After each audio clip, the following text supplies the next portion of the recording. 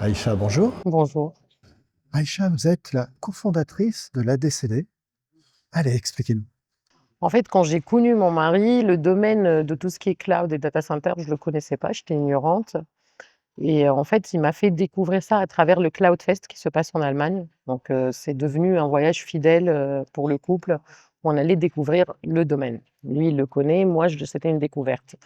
Et on a eu l'idée de vouloir en fait instaurer un sorte de Cloud Fest africain. Et on voulait être les pionniers, et heureusement on l'est. Et l'idée vient de là, en fait, vient de là, de faire une connexion entre l'Afrique et le reste du monde dans tout le terme de tout ce qui est digital, tout ce qui est numérique, tout ce qui est data center, et faire en fait qu'il y ait des investissements entre l'Afrique et l'Europe. Ce domaine-là se développe maintenant assez rapidement. Il existe depuis une dizaine d'années, mais là, il se développe rapidement. Et en fait, on voulait vraiment que la Tunisie soit le pays qui mette en valeur, parce qu'on en a des data centers, on a vraiment des bons calibres de personnes qui travaillent dans tout ce qui est data center, cloud, digitalisation et tout ce qui est informatique et le reste. Et en fait, moi, je fais partie de cette aventure déjà parce que je suis quelqu'un de très curieux, je veux tout savoir. Et donc, quand j'ai appris, et comme j'ai l'université avec la famille qui s'appelle ESAT, l'École supérieure de l'aéronautique et des technologies, on a, on s'est dit qu'on allait être sponsor aussi de l'événement. Pourquoi? Parce que nous, pour l'année prochaine, il va y avoir cette filière qui sera dédiée à ce genre de choses, les data centers, le cloud, instaurer des modules de ce genre pour tout ce qui est ce domaine, en fait, qui est magnifique aussi, hein.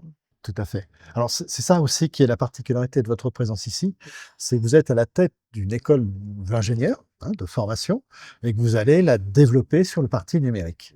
Pourquoi? Parce que cette école-là, elle a la particularité d'avoir dans toute l'Afrique toujours la seule qui a ces filières-là. La filière aéronautique, la filière géomatique et là, l'informatique, il existe partout, mais dans ce domaine, pas encore. Donc, on voudrait être les pionniers comme toujours et l'unique et les seuls. Tout à fait. Vous savez que cette thématique de la formation, elle n'est pas unique ici. Même en Europe, on a le même problème. En France aussi en particulier, on a le même problème, c'est qu'il n'y a pas de filière de formation dédiée au data center. Donc, vous, quelles vont être les particularités, data center et cloud d'ailleurs, chez vous, Oui. quelles vont être les particularités de ces formations? En fait, la particularité, c'est que quand on voit dans l'événement, en fait, c'est la 3e édition, donc on remarque beaucoup, on étudie beaucoup, on voit qu'il y a beaucoup de data centers dans le monde et que tout tourne autour de ces data centers. En fait, on ne peut pas utiliser de téléphone sans, on peut pas communiquer sans, on ne peut pas vivre sans réellement. Donc en fait, la particularité, c'est que le data center, ce n'est pas seulement du hard, mais il y a aussi du soft dedans. Et donc le soft, c'est pas seulement ingénieur informatique, mais ingénieur informatique dédié à ce genre de choses. Ce n'est pas la cybersécurité seulement, ce n'est pas, mais il y a beaucoup de choses au-delà de ça, comme on dirait du cloud et tout ce qui est aussi hard par rapport au data center. Et on a un manque, je pense, de ce genre de personnes particuliers dans ce domaine. Tout à fait. Et j'imagine une démarche d'inclusion vers les femmes. Alors oui, vers les femmes, c'est ça? Eh oui. En Tunisie, c'est pas étonnant. Mais Alors, il y a oui, beaucoup de femmes qui mais oui. travaillent, il y a beaucoup de femmes qui sont Expliquez-nous dans la justement. gouvernance. Oui. Donc, en fait, ça a toujours été comme ça, hein. La Tunisie, ça a toujours été la femme qui a le rôle principal quelque part dans la famille, non plus dans la famille, mais maintenant de plus en plus, elle apprend, elle fait, elle se certifie, elle avance et il y a plus le tabou, il y a plus le métier d'homme, le métier de femme. Au contraire, il y a le métier d'homme où sont beaucoup de femmes Oui. et il y a beaucoup de femmes qui s'imposent en Tunisie. La femme est très importante. La Tunisienne est une combattante, hein, elle joue les 2 rôles en même temps et ça, c'est une chose que j'ai remarquée à mon retour de France, en fait. Je l'ai toujours vu en ma mère, mais quand on vit avec seulement sa famille, on pense toujours que c'est seulement sa maman qui est comme ça. Mais la femme tunisienne, en fait, vraiment, hein, elle peut tout lier, elle a beaucoup d'idées, c'est une visionnaire et c'est une femme qui peut s'occuper de sa famille autant que maman, autant que épouse, autant que femme, mais en même temps, avoir la gouvernance. Et en fait, il y a beaucoup de leaders femmes en Tunisie. Tout à fait. Et d'ailleurs, il y a pas longtemps, j'ai été citée par les 100 meilleurs managers, de la Tunisie, en fait. OK. Donc il y en a beaucoup plus que 100 certainement et chose qu'il y a pas en Europe. Oui. Mon côté européen dit: «C'est dommage» parce que voilà. En effet. Cela dit, revenons sur le projet donc de création d'une formation spécifique. Est-ce qu'elle va être ouverte hors des frontières de la Tunisie? Pour l'instant, on va la commencer en Tunisie, mais c'est nos diplômes, en fait, à l'ESAD sont des diplômes reconnus à l'international.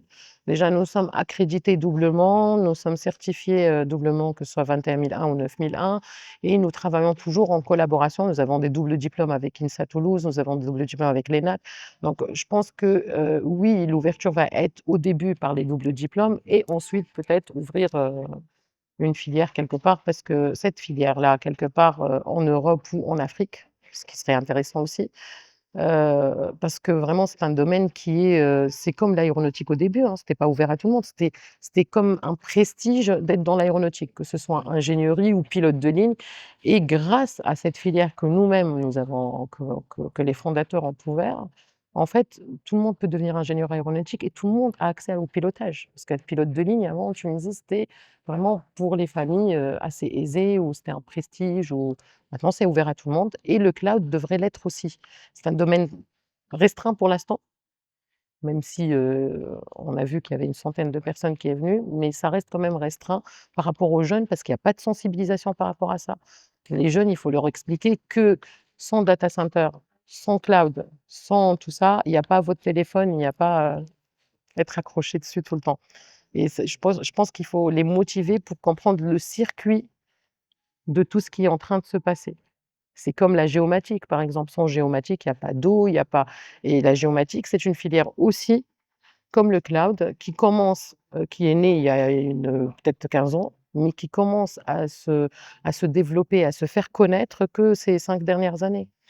Donc c'est des filières, hein, et des postes et des techniciens et des ingénieurs nécessaires parce que sans ça, on n'a pas tout ce qu'on a, mais qui ne sont pas assez connus dans le ouais, voilà. Merci. Je vous en prie.